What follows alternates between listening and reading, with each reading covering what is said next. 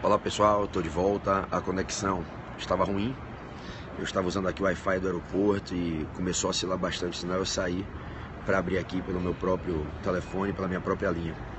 Não estou mais usando Wi-Fi, acho que agora a transmissão vai seguir sem interrupção. Bom, sejam todos bem-vindos. Eu vou aqui nessa live dar continuidade ao que a gente vinha falando na live anterior, tá certo? Então, a vocês que estão chegando aqui agora, eu vou aqui dar continuidade ao que eu vinha explicando na live anterior, beleza? Estou aqui no aeroporto de Brasília, daqui a pouquinho embarcando para São Luís, e hoje a gente tem um aulão lá em São Luís, fantástico, aula presencial até 10 horas da noite, revisão de constitucional e tributário, presencial na Ilha do Amor, capital do Maranhão, São Luís, um lugar que eu sou apaixonado. Bom, galerinha, essa é mais uma live para a gente conversar sobre os 200 temas específicos que a gente selecionou, sobre questões que vêm caindo corriqueiramente nas provas de concursos e do exame de ordem, beleza? Então, eu estava começando o tema 15, eu vou repetir qual é o tema e vou seguir de onde eu parei. Para você que estava me acompanhando agora na live que acabou de se encerrar, vamos dar continuidade. Para você que está chegando aqui agora, se puder, assista a live anterior, imediatamente anterior a essa. Você vai aí em transmissões anteriores para você recuperar ela, tá certo?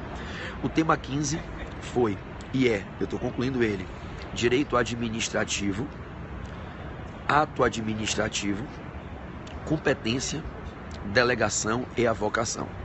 Direito administrativo, competência, delegação e avocação.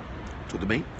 Eu vinha dizendo a vocês na live anterior, antes do sinal cair, que a regra é a possibilidade de delegação de competência para a prática de atos administrativos, sendo, todavia, que existe proibição legal de que se deleguem competências em 3 hipóteses. Citava para vocês o artigo 13 da Lei 9784 de 99, e esse artigo 13 define os 3 casos em que não cabe a delegação de competência para a prática de atos administrativos, quando então a gente passa a ter a chamada vedação legal de delegação. São as hipóteses de indelegabilidade em razão de expressa proibição legal. E do que eu falava antes de cair o nosso sinal? Que não se pode delegar competência para a prática de atos administrativos quando se trata de ato administrativo para a edição de normas, ato administrativo de caráter normativo, exercício do poder normativo. Não cabe delegação de competência quando a competência é estatuída por lei para a decisão de recursos no processo administrativo. E não cabe delegação de competência nas hipóteses que a lei estabelece aquela competência como competência exclusiva. Expliquei tudo isso na live anterior, peço que você assista se estiver chegando aqui agora. É o artigo 13 da Lei 9784 de 99, ok? Não cabe delegação para atos administrativos, delegação de competência, quando a competência é fixada para atos administrativos de caráter normativo, atos administrativos de caráter decisório, decidindo recursos no processo administrativo, e atos administrativos que a lei definiu a competência como competência exclusiva daquela autoridade. Informava há pouco, na live anterior, que quando o legislador estabelece a competência como competência exclusiva, essa é a maneira que ele encontra para ensinar essa autoridade competente, que ele, legislador, excluiu dela, a autoridade competente, a prerrogativa de delegar. Não cabe a delegação. O legislador, ao fixar a competência como exclusiva, está retirando a possibilidade de, em ato discricionário, a autoridade competente delegar a sua competência para outra autoridade. Não pode, ok? Eu parei exatamente aqui. Vou dar seguimento. Existem 2 tipos de delegação. Vocês têm que ter muito cuidado em provas. Primeiro, há a chamada delegação hierárquica, que é a delegação vertical, como a gente costuma falar. Uma autoridade que está num posicionamento hierarquicamente superior dentro do quadro organizacional da administração pública delega a executoriedade de certa atribuição que ficava no campo da sua competência para uma autoridade hierarquicamente inferior. Essa delegação de competência de uma autoridade superior para uma autoridade inferior, ela é uma delegação que se pauta no exercício do poder hierárquico. Certo chefe, no bom sentido da expressão, pode delegar a seu subordinado, a seu chefiado, que execute certa atribuição que a lei estatuiu como de sua competência. Ao dar a ele a competência e não excluir a possibilidade de delegar, facultou-lhe executar a delegação. E no exercício do poder hierárquico, ele pode delegar a uma autoridade subordinada a executoriedade daquela atribuição. A característica desse tipo de delegação, a delegação hierárquica ou vertical, e como a gente costuma dizer, de uma maneira menos técnica, a delegação de cima para baixo, impõe ao delegatário o dever de cumpri-la, já que ele se subordina aos mandamentos do poder hierárquico. Então, as delegações hierárquicas são as que são feitas de uma autoridade superior para uma autoridade inferior, cabendo a esse delegatário acatar e, independente de seu consentimento, ter que cumprir. É diferente da chamada delegação horizontal, que não se pauta no exercício do poder hierárquico. A delegação horizontal é aquela que determinada autoridade faz para outra autoridade que se posiciona na mesma linha de hierarquia estrutural da administração pública. Um determinado diretor pretendendo delegar a atribuição de sua competência para que um outro diretor de mesma posição hierárquica, atuando no mesmo cargo, com a mesma função, execute. Um órgão superior tentando delegar a competência para outro órgão superior. Um órgão autônomo tentando delegar a competência para outro órgão autônomo. Então, esse tipo de delegação entre órgãos ou autoridades de mesma hierarquia não são feitos no exercício do poder hierárquico. Lembremos-nos que na horizontal não há hierarquia. A hierarquia é sempre na vertical, de alguém que se posiciona num patamar de superioridade para aquele outro, para outro, em que fica posicionado no patamar de inferioridade, numa relação de subordinação. Se uma autoridade ou um órgão pretende executar uma delegação de atribuição que a lei fixou como sua para outra autoridade ou órgão de mesma hierarquia, o delegatário não é obrigado a aceitar a delegação. É necessário o consentimento. Daí se dizer que as delegações horizontais só se efetivam se houver consentimento do delegatário e não se pautam no exercício do poder hierárquico. Então nós temos as delegações hierárquicas e as delegações que não se atrelam ao exercício do poder hierárquico. A delegação hierárquica é feita de autoridade superior para autoridade subordinada e independe do consentimento do delegatário. As delegações não hierárquicas, que não se pautam no poder hierárquico, só se materializam se houver consentimento do delegatário. Tudo bem, meus amados? Por fim, para que a gente feche o tema 15, o que é a vocação? A vocação é o oposto da delegação hierárquica. A vocação é o nome que a gente utiliza para que identifiquemos uma medida corriqueira na administração pública, não obstante, de caráter excepcional. Esse excepcional ainda assim ocorre muitas vezes, em que certa autoridade superior atrai para si, chama para si a executoriedade de certa competência que foi fixada para uma autoridade inferior. A vocação é a medida jurídica por via da qual uma autoridade superior, uma autoridade hierarquicamente superior, chama para si, toma, requisita para si a executoriedade de uma atribuição que fora fixada para um subordinado. Avocar é vir de cima, meter a mão lá embaixo e puxar para si, para exercer aquela atribuição que a lei teria estatuído para uma autoridade subordinada, posicionada no patamar inferior hierarquicamente. A vocação é expressamente prevista na lei, artigo 15 da Lei 9784 de 99, e a vocação deve ser exercida excepcionalmente e sempre com base numa boa razão, motivando-se esse ato para que se justifique o porquê de se estar interferindo na distribuição de competências feita pela lei. Então, se uma autoridade superior pretende avocar certa atribuição de uma autoridade inferior, deve lembrar que essa medida deve ser adotada excepcionalmente e não com habitualidade, e sempre justificada numa boa razão, sempre atrelada à supremacia do interesse público. Tudo bem, meus amados? Isso é a vocação. Tanto como a delegação hierárquica, a vocação se pauta no exercício do poder hierárquico. A autoridade que teve sua competência avocada, aquela autoridade inferior que teve sua competência avocada pela autoridade superior, não tem como se insurgir contra a avocação. A avocação é uma prerrogativa da autoridade superior, avocar para si o exercício daquela competência. Dou fim ao tema 15 e passo ao tema 16 com vocês. O tema 16 é no direito tributário. Então, a minha aula em São Luís vai ser aonde? Cara, confirma lá no meu Instagram, tá? Eu não sei de cabeça, eu acho que é no Instituto Florence, mas não tenho certeza, tá? Então, eu vou chegar lá, vai ter um pessoal para me pegar no aeroporto e me levar para o auditório, eu acho que é no Instituto Florence. Confirma lá no meu Instagram que tem um post informando tudo, com banner, com local, com horário, com tudo, tá certo?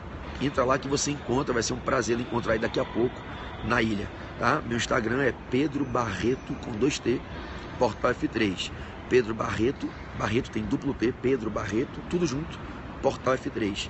Lá você vai encontrar um informativo, tem um post que eu fiz ontem, informando a aula de hoje em São Luís. O local, se eu não me engane, é do Instituto Florense, tá certo? É isso, a aula será no Florense, Rua Rio Branco, é isso aí. Valeu, Cassandra, obrigado. Então, vamos lá. Tema 16, Direito Tributário, princípio da irretroatividade e aplicação retroativa das leis tributárias. Princípio da irretroatividade e aplicação retroativa das leis tributárias.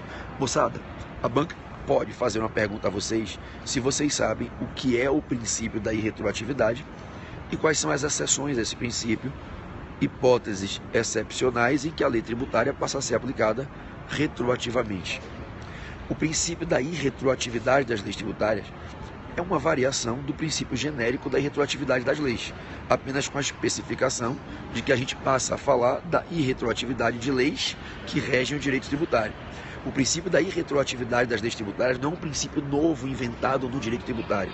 Ele é nada mais do que o princípio genérico da irretroatividade das leis contextualizado no ambiente do direito tributário, atrelado às leis tributárias. Esse princípio estabelece que quando se faz uma nova lei para reger as relações tributárias, a regra é que essa nova lei não pode retroagir para alcançar relações tributárias exauridas, relações tributárias pretéritas. A nova lei tributária não pode pretender que a sua norma se aplique a fatos geradores, a relações jurídicas anteriores à vigência dessa lei que cria essa nova norma. Então, como da essência do princípio da irretroatividade das leis, a gente diz também no direito tributário que quando se cria através de uma nova lei, uma nova norma para reger as relações tributárias, essa norma há de se aplicar para os fatos presentes e os fatos futuros. A lei se aplica aos fatos pendentes que estão em execução, próximos a se concluírem, e aos fatos futuros que ainda surgirão. Mas não pode essa lei pretender fazer da sua norma uma norma que venha a disciplinar fatos que já se exauriram, fatos geradores que já aconteceram antes da vigência dessa nova lei, antes da vigência e aplicabilidade dessa nova norma tributária. Essa é a regra básica do princípio da irretroatividade das leis e do princípio da irretroatividade das leis tributárias. O Constituinte, numa linguagem textual não muito técnica, um pouco pobre, insuficiente, mas que a gente compreende naturalmente, e a gente não está aqui para criticar o legislador, evidentemente, e sim para compreender as suas dificuldades e dentro das suas lacunas, fazer a interpretação adequada, que é a atividade de um intérprete maduro, não ficar dando porrada no legislador, e sim nas lacunas construir a interpretação adequada, salvando a intenção da norma legal, a intenção do legislador. O legislador, numa linguagem não muito perfeita, ele diz assim na Constituição, vou dar o artigo: é vedado aos 4 entes pretenderem fazer aplicar para fatos geradores pretéritos, leis que criam ou majoram tributos.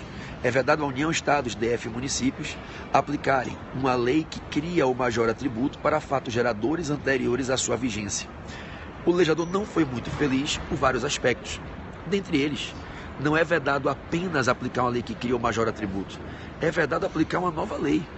Uma lei que surge hoje e apresenta uma nova norma jurídica a partir de hoje, não pode ter a pretensão de impor essa norma a situações jurídicas já consumadas. Seja uma lei que cria tributo, uma lei que majora tributo, uma lei que adota qualquer outro tipo de medida jurídica.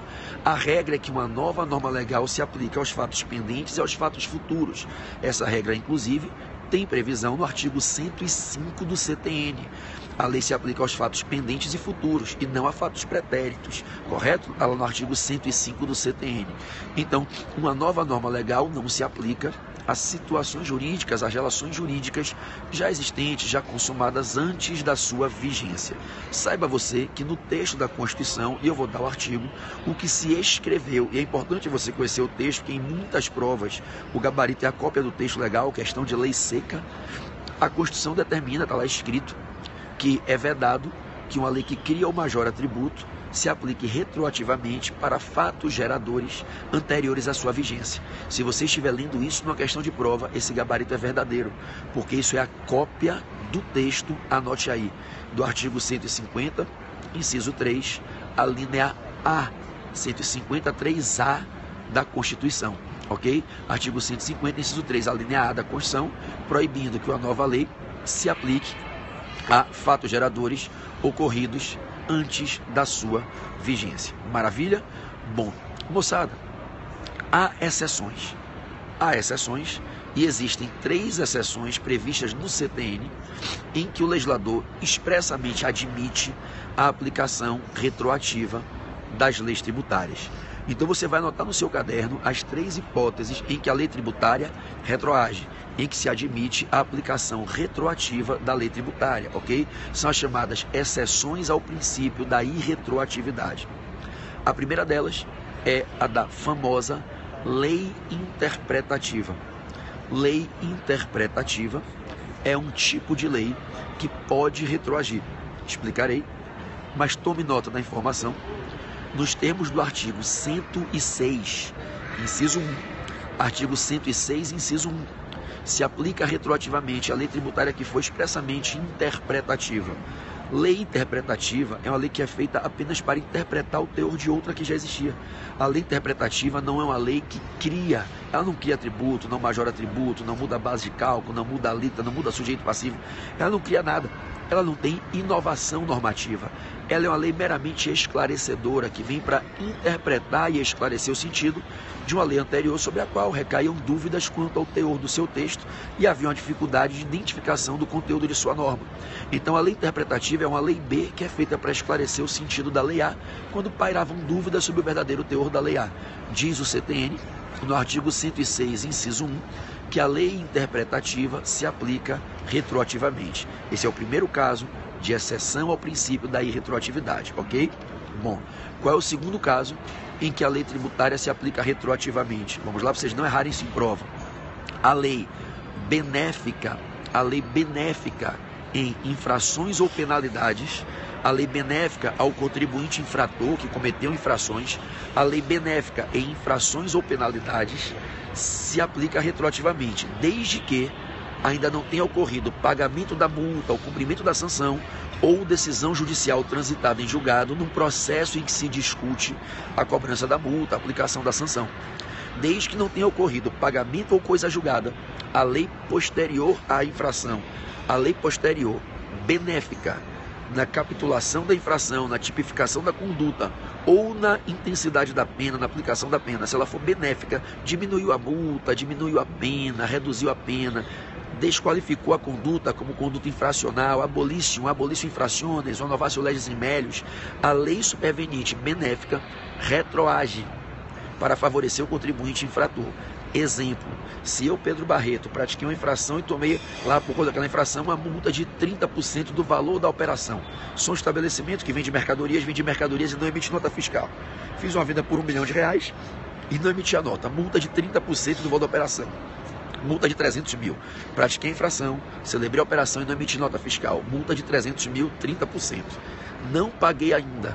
Não questionei em juízo, não teve execução fiscal, não tem nenhuma decisão transitada em julgado quanto à validade da aplicação dessa multa. Meses depois veio uma lei superveniente e diz: esse tipo de infração não emite nota na venda das mercadorias ABC, que é o que eu vendi, a multa não é 30%, é 10%. Eu tenho o direito de pleitear a administração uma revisão desse lançamento para que a multa que me for aplicada de 30% seja reduzida para 10%. Essa novatio legis in melius, essa nova lei melhor, ela retroage para me favorecer a aplicação da retroatividade benigna, da lei favorável ao contribuinte infrator. Então, a lei benéfica em infrações ou penalidades, nesse exemplo eu botei uma lei benéfica em penalidade, reduziu a multa de 30% para 10%. Poderia ser uma lei benéfica em infração, dizendo que não é mais infração deixar de emitir nota fiscal na venda daquelas mercadorias. Quando eu vendi era infração, tomei uma multa de 30%, não cumpri a sanção. Veio a lei benéfica e aboliu o conceito de infração, excluiu do campo da tipificação abstrata. Então não cabe mais me aplicar essa sanção, porque não é mais infração. Eu posso fazer isso hoje, inclusive. Então, aplica-se retroativamente a lei benéfica ao contribuinte infrator em matéria de infrações ou penalidades. Mas atenção! A lei benéfica em infrações ou penalidades só retroage se o contribuinte ainda não tiver cumprido a sanção, pago a multa ou se não existir decisão judicial transitada em julgado. A retroatividade em bonam partem da lei benigna só favorece o contribuinte nas hipóteses que não houve pagamento e não houve coisa julgada, só para atos não definitivamente julgados, tudo bem? Vocês vão encontrar essa previsão, anotem, no artigo 106, inciso 2 do CTN. 106, inciso 2 do CTN, aplicação retroativa da lei benéfica em infrações ou penalidades para atos não definitivamente julgados e desde que não tenha ocorrido o pagamento da multa ou cumprimento da sanção. Estamos juntos até então? Tome cuidado nas provas que vocês venham a realizar, porque o que retroage é a lei benéfica, atenção, em infrações e penalidades. Não é a lei benéfica que reduz a carga tributária, que reduz o valor do tributo. Se eu pratico um fato gerador hoje, prestação de serviço, o ISS incide com 3%. Prestei serviço nesse mês, ISS 3%, amigo, se o fisco vier me lançar daqui a 3 anos, 4 anos, dentro dos 5 anos decadenciais, vai me lançar com 3%, que é a alíquota que estava vigente e aplicável ao tempo do fato gerador. Se daqui a 3 meses houver uma redução da alíquota para 2%, essa redução de carga tributária não retroage para o fato gerador desse mês. Ah, mas é uma lei benéfica, mas não é em penalidade. Não é infração. Então a lei que reduz carga tributária não retroage para favorecer o contribuinte. O que retroage é a lei benéfica em infrações ou sanções, ok? Lembre-se que a regra é o princípio da irretroatividade das leis. Uma lei posterior ao fato gerador não retroage para guiá-lo. O que rege o fato gerador é a lei do dia do fato gerador. A autoridade lançadora, quando vai lançar o tributo, ela lança o tributo com base na lei vigente no dia do fato gerador. Uma lei posterior ao fato gerador para se aplicar retroativamente ao fato gerador, só se for lei interpretativa, lei benéfica em infrações ou penalidades. E ainda assim, a lei benéfica em infrações ou penalidades superveniente só retroage para favorecer o contribuinte infrator se ele ainda não pagou a multa, se não teve o cumprimento pleno da sanção ou se não teve decisão judicial transitada em julgado. Então, cuidado com a pegadinha. O contribuinte praticou o fato gerador no ano X. A alíquota era 20% do tributo. Aí no ano X mais 1 veio uma lei benéfica e reduziu a alíquota para 5%. No ano X mais 2 a Fazenda vai lançar. Reduziu a alíquota de 20% para 5% no ano X mais 1. No ano X mais 2, 2 anos depois do fato gerador, a Fazenda vai lançar.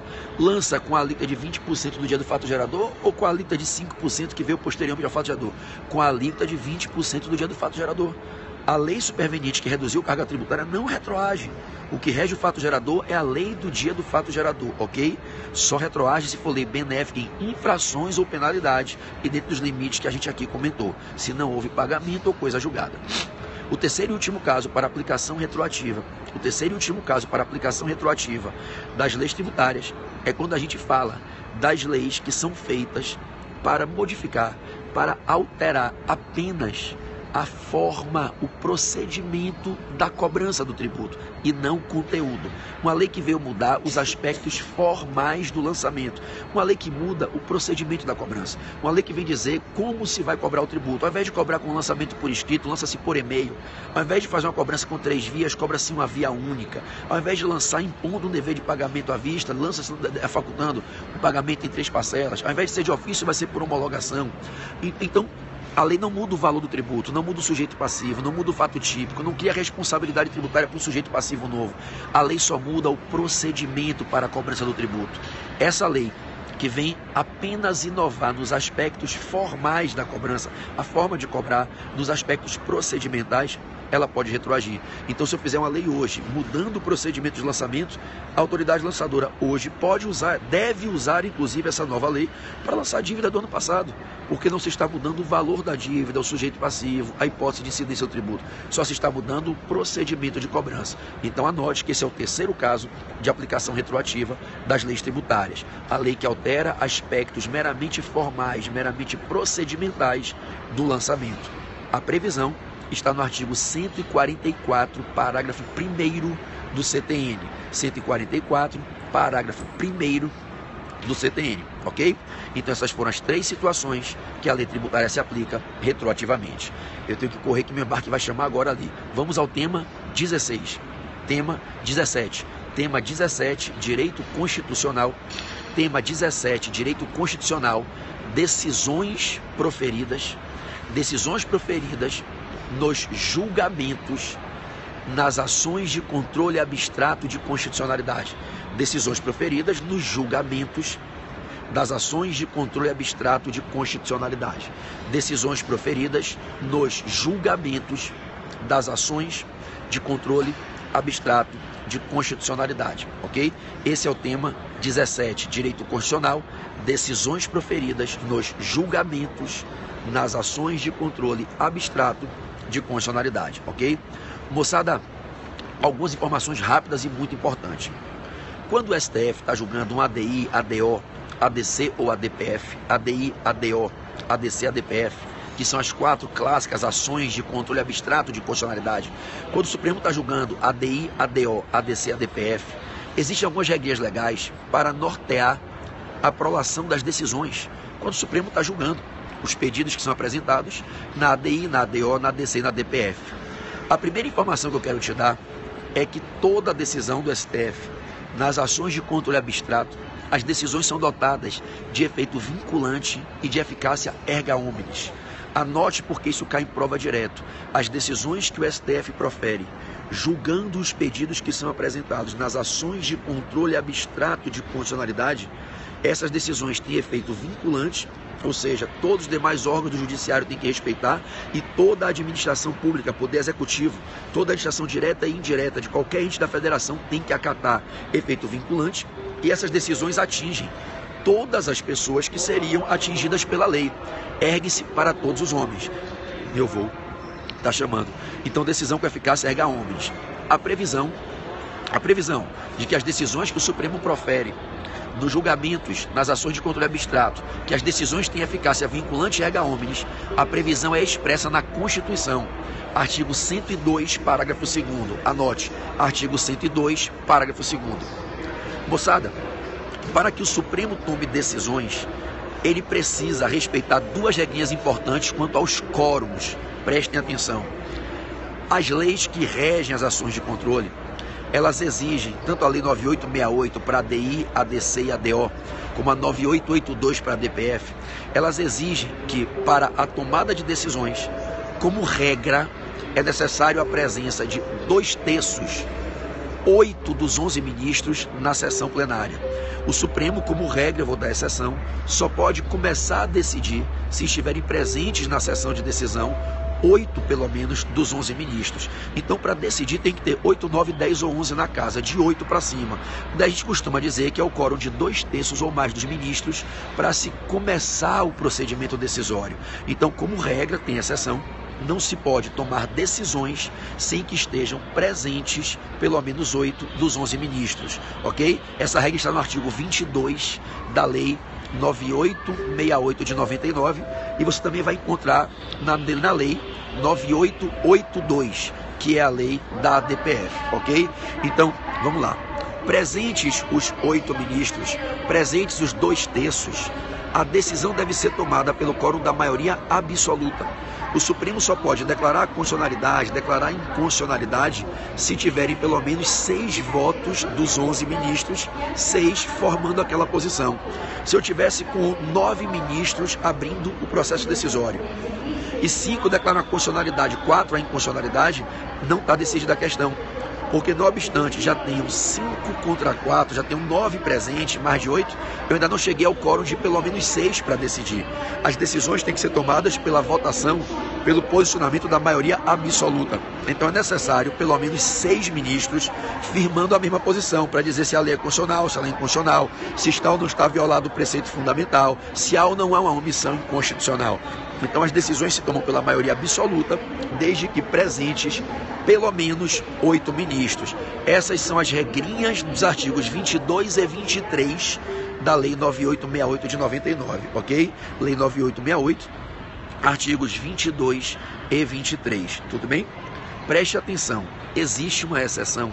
Na verdade, tem 2 exceções, você tem que ficar esperto, em que a gente fala que as decisões podem ser tomadas monocraticamente pelo relator. O relator tem permissão legal para, em 2 hipóteses, decidir de punho. É quando ele decide indeferir a petição inicial, o indeferimento da petição inicial, por inepta, por ser um caso de não cabimento, por ausência de legitimidade do proponente da ação.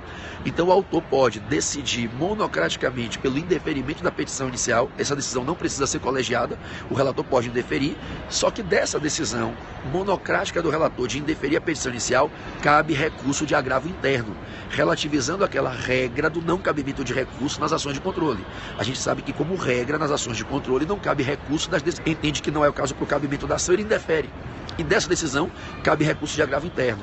E o segundo caso é quando o relator, no recesso, pode decidir por deferir a medida cautelar pleiteada.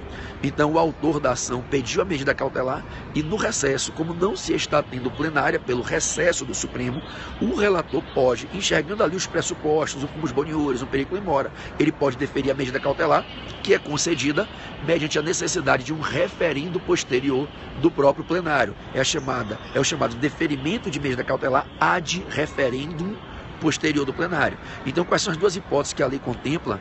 A prerrogativa de um relator decidir monocraticamente, relativizando a regra de que as decisões dependem da maioria absoluta, em deferimento de petição inicial e concessão de medida cautelar no recesso. Cuidado, porque salvo no recesso, se não for no recesso, a cautelar para ser deferida depende da maioria absoluta dos ministros concordando, desde que presentes 8 ministros na sessão. Então não pense que pode um relator aleatoriamente deferir cautelar sozinho, não. A decisão de deferir a cautelar é a decisão de um pedido, uma decisão interlocutória, aspas, de deferir a cautelar. Tem que ser tomada pela maioria absoluta dos ministros, presentes 8 pelo menos na casa. Excepcionalmente essa regra é quebrada quando se está no recesso, porque no recesso não tem como se consultar os demais. E se é realmente uma situação que justifica a cautelar se deferida, a fumus boniuris, a periculum in mora, aí o relator pode conceder e quando se retornar do recesso, quando os ministros voltarem, na primeira sessão plenária que tiver, eles vão julgar essas cautelares deferidas no recesso para referendarem o deferimento feito pelo relator ou cancelarem, revogando a cautelar. Tudo bem? Bom, então essas são as principais considerações que eu queria trazer. Vou deixar mais uma que ainda dá tempo aqui sobre as decisões do Supremo das ações de controle.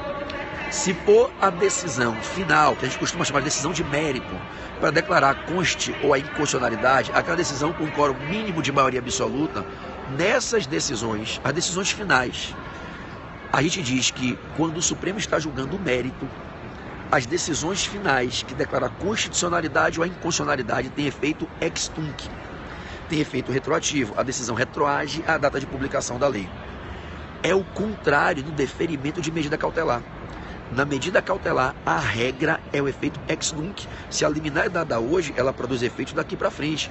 Em regra, o efeito da cautelar, exemplo, a cautelar em ADI, suspende a lei a partir de hoje.